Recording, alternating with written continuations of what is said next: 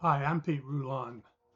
I've been a Part 107 drone pilot since 2017.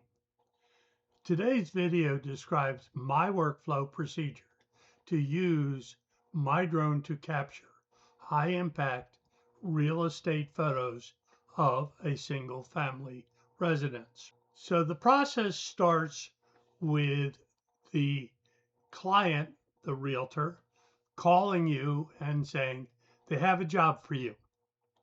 So I collect from the client the property address.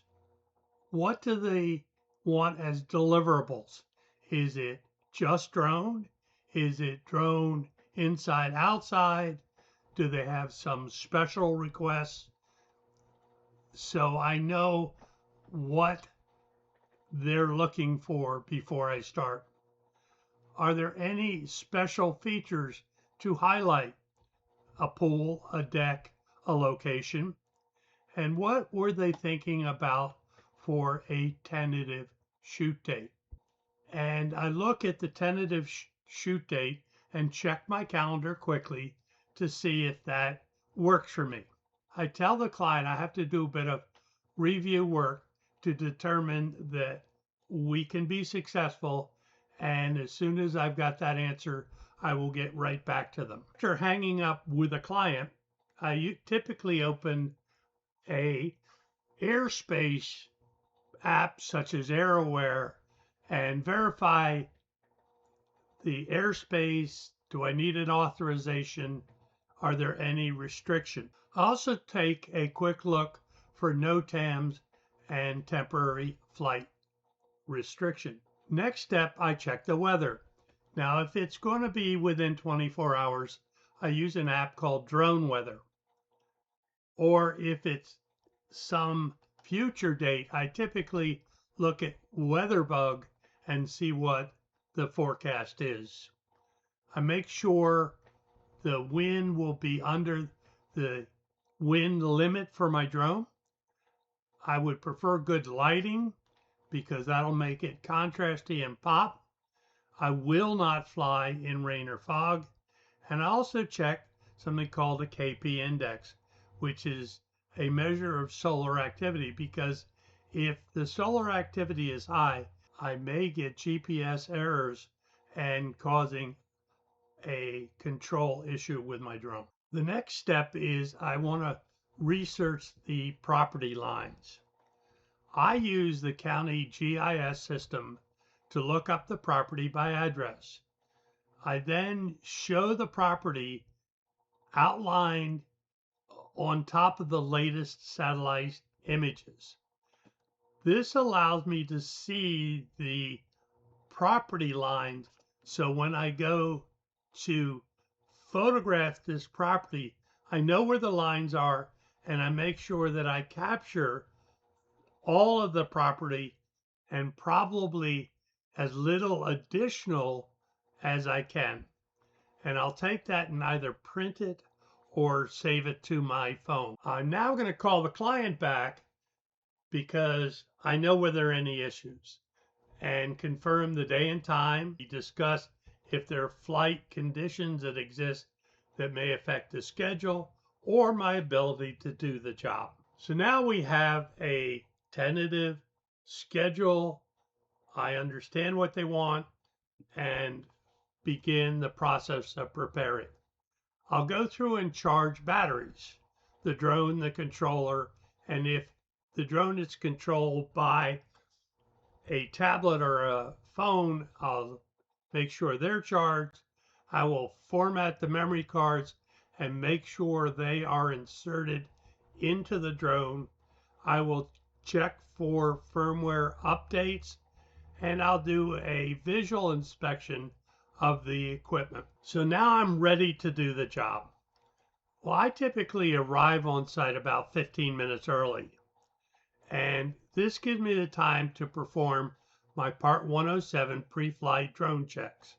I calibrate the compass, and I also have a blaze, saves me a lot of trouble from neighbors. When the realtor shows up, I meet them, and if they would find it useful, will also meet the homeowner. I'm going to then, with a realtor, walk the property, and I'm going to look for what are the best shooting angles. Are there any hazards, trees, power lines, or other things that interfere? I'm going to look at the sun position. One of the things, scheduling, I try and see if I can schedule when the sun is behind me, so it's sun, me, and home. Therefore, I don't shoot directly into the sun, causing flaring and loss of contrast. I identify a takeoff and landing zone that I know I can control access to. And as I'm going around, I check, are there vehicles that need to be moved? Trash cans, garden hose, toys, trash, anything that's removable that would be distracting. Now, with realtor signs, MLS doesn't like you to have a realtor sign in the yard. I edit it out rather than make the realtor take it up. So now I've got the flow of the property, I understand, and I go to the camera settings. I always shoot raw, and I normally manually set my shoot parameters to best practices. And if you're interested in what I consider best practices, let me know below and we'll work on a video for that. And one thing I always do is display the histogram because it tells me whether my exposure is correct. So now I am ready to go. I'm going to launch the drone. It's going to pop up 3 feet roughly. And I'm going to watch it for a minute or two to make sure it doesn't have excess drift or an issue. Now what I'm going to do is begin the process of shooting the images. So I'm going to go straight on front. Now, I like to go straight in, but it is important on the front shot. It is the money shot for typical real estate listings. I always like to make sure that I can see the front door. If I have to slide one way or the other to see the front door, I do so. Another interesting thing is I check with a realtor. Some realtors like the front door closed. Some realtors like the front door open. So I'm going to start, and I may start at 5 feet and take a picture, 10 feet, 20 feet, 40 feet, 70 feet, 100 feet. So I'm going to take a series of photographs that are at various elevation. You get too high, it makes the property look too small. If you are too low, you lose that kind of special look that an elevated photograph from a drone can capture and make an impressive listing. Then I'll go, let's say, then I'll shoot the left 45-degree into the property, check my elevation and my location to see that I get a good photograph of that. I then go over to the left side, center, photograph that, back corner 45-degree, and photograph that. And all of these shots, check with the plot plan, the property lines, to make sure that you are including them in your captures. So then I'll go the back center. I may have to adjust the elevation or the distance from the home, capture that, and then the back right 45, capture that, right center, capture that, right front, capture that. And then what I'll do is I'll center my drone on the house. So I'll put my camera straight down, fly to approximately the center of the roof of the home, and then I'll go up until the photograph I take contains all the property lines. And before I put the drone away, remember I had asked the realtor, are there special selling features of this property? It may be a pool, it may be a deck, it's something. So then that's the time I'll go and capture those, taking a couple different angles and watching to do my best effort to capture those special features well. So now I've completed my base list for the residence. I check with the realtor before we leave the area. Are there any amenities that they want captured? Could be a community pool, waterfront, dock, attractions. So in our area, we live not far from some rivers and the ocean, and they may want a photograph showing how close that home is to that ocean or that river or certain attraction. So I will go and capture those. Once I've completed what I believe is all my shots, this I think is very important. I will bring my laptop with me. I'll download all the images into Lightroom, what I use. There are other choices. And I will review the images that I've taken. And what I look for is, do I have at least one of every angle position of my work list? Is it the best I can do? If not, look at it. What can I do better? Shoot it again. So now I know that I have what I need to satisfy the needs of the client. And I'm going to cull the images. So I may have taken a 1, 2, 3, 10 images, and I want to pick the best because I want one of everything. And if it's a feature, I may have two. If it's a front view, I may have 2 or 3. But I'm going to cull the junk.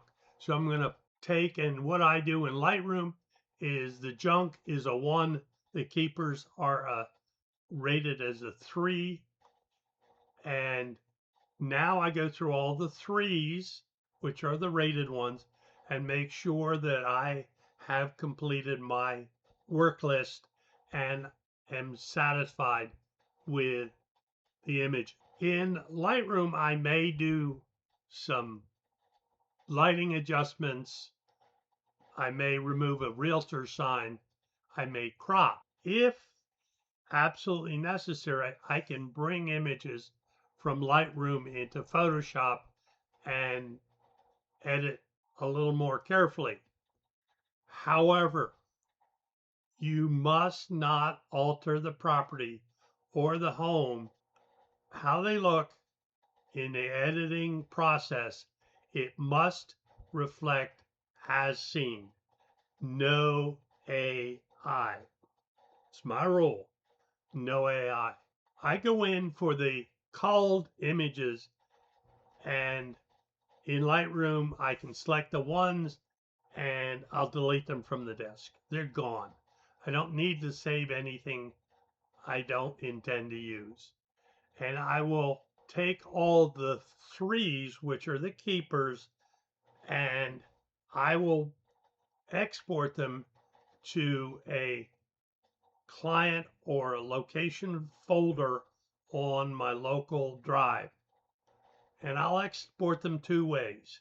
One as full high resolution images in one folder, and as MLS ready photos into a second folder. Well, if you don't know it, you need to research what are the restrictions of file type and file size on Realtor.com, Trulia, or any other listing service. When you know what those restrictions are, you're going to export all the keeper files to the size and file type that is appropriate for listings services that they want to use. Now I have a folder for that residence with high res and a folder with MLS ready, and that's of the selected images only. Next, I'm going to transfer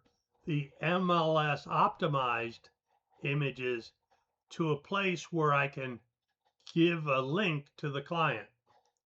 Now, it may be Dropbox. In my case, I have a network storage device, to the cloud, to whatever, and you're going to prepare a invoice for the client, put that in the same download location, document the link to downloading those files. As soon as you're done, send download link to your realtor, and I externally archive all my project images. So I have a backup. I have a set on my PC. I have a set on my network storage device at work. I have a set on my network storage device at home. And so it is completely backed up. Now, I did forget to mention that when I import images, I have a folder on my PC called temp. And so I import all the raw data from the SD card on the drone into a temp folder with a property name, and I do a custom title, which is something to designate the address. Once I have sent that to the realtor, I'm going to wait a day or two, and I'm going to contact them and say, did you get them? Did you have any issues with the download process? Were you satisfied with the results? I'm going to offer them a loyalty discount to come back again, and I'm going to ask them if they're pleased with my results, would they please share that with their office so we can generate more business. So I hope I've earned your subscription today. I hope you found this information useful. And so like, subscribe, and comment below on either suggestions or what you found would work for you. Thank you.